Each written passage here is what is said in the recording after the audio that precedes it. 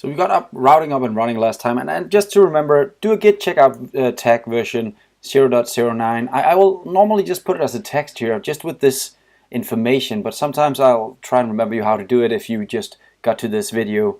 But I'll do git checkout tags version 0.9 to actually get to my version as it is right now, before I make the changes. So let's just try and undo this for a second, just to show you something.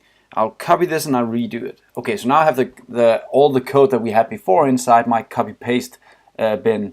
And the router outlet, as I said, will actually present whatever I put inside the page or the route that I hit right now. So if I hit the slash module, there we go. If I hit nothing, I'll go to the home component and I'll present whatever is inside the home component HTML. So let's just paste all what we had before into this guy right here, right? It doesn't have a toolbar title, so we'll have to move that now from the app component right here, and we'll move that information into the home component right here. There we go. And let's see what we have now. I think there's something more we have to move. We have to move the courses, the folders, we have to move those as well, and the notes, they shouldn't be here anymore. So I'll grab those from here and I'll paste them into the TS file up here as the home component instead again. So I'm just moving around the logic here. But now I pretty much should be able to now go back into my root here, and then it should actually show pretty much the page we had before. But now it's actually in the route of a home component. Okay, so when I press sign it now, I want to go to the login component. But first, I just want to show you this. So next step for us will be that we can click that login, and then we'll go in here to the login page instead, right?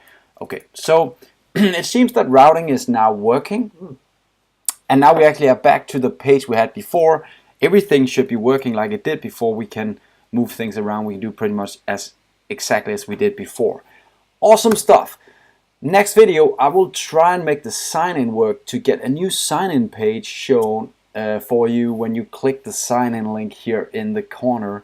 And right now I'll just end this by actually, when we click this guy, I want to go to the home page. So let's see how we do that. I think again we have to go into routing and navigation. We'll scroll down and it says, how do you make a router link? It says you can put in something like this, router link, okay? And I know we can do this for buttons as well. So I'm going back to my code here at the home component.